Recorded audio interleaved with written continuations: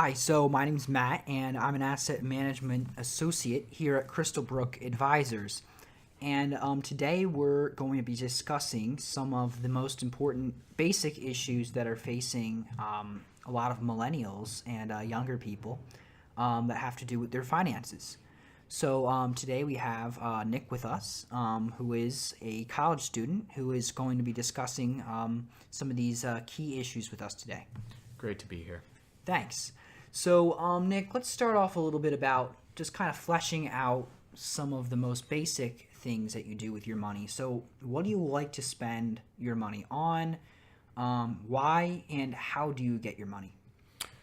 Well, personally, I spend a lot of my money on the things that I really enjoy, my hobbies and things of the such. And right now, that would entail my car. So, a lot of my money goes to my car payment every month, gas in the tank and whatnot. But I also love going to the movies. I love going out to dinner, treating myself every now and again, and little things like clothes, time with friends, small little outings.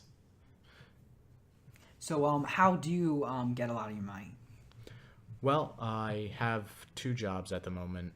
Over the summers, I work out on Long Island at Winthrop University Hospital, and I work in their billing department. And right now, I work security at Carnegie Hall. So most of my money I get from working, sometimes gifts from parents, grandparents for Christmas and whatnot like that. All right. So, why do you think it's important to save money?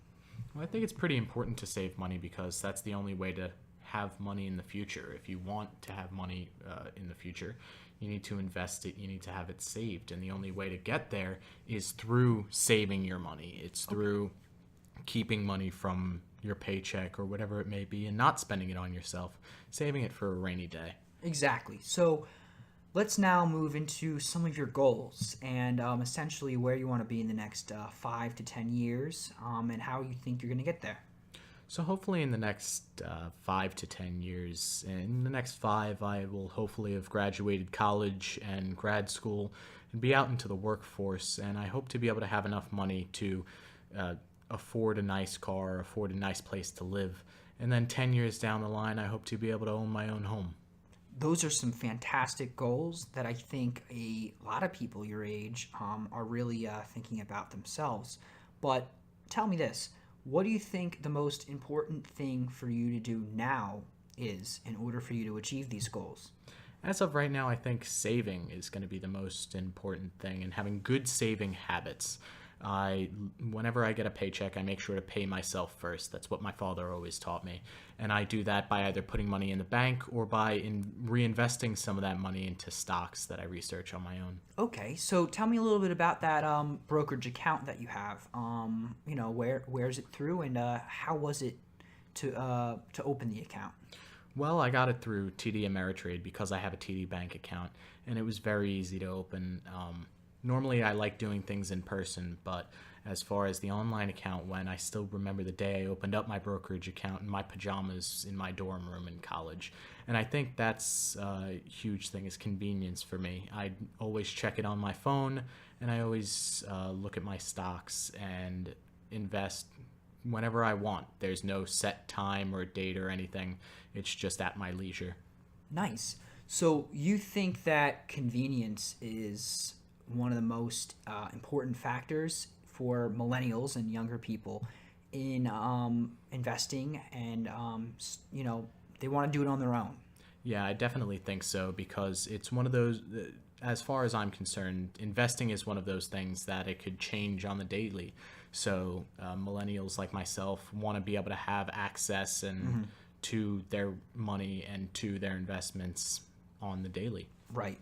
So here at Crystalbrook, one of the things that we are trying to do is to raise awareness that investing money on your own is certainly great, and we do allow for our clients to do that.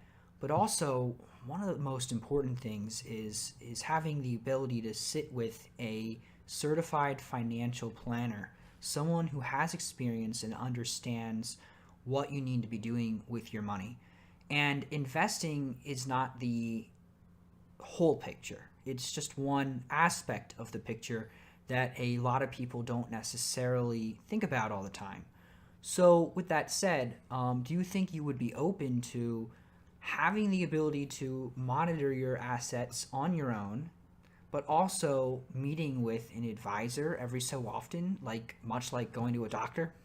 Yeah, definitely. I think that would be able to put me on the cutting edge, if you will, being able to have professional advice above my admittedly rudimentary knowledge of finance and investing. So I think that would definitely help me get above the rest and hopefully ahead of the game.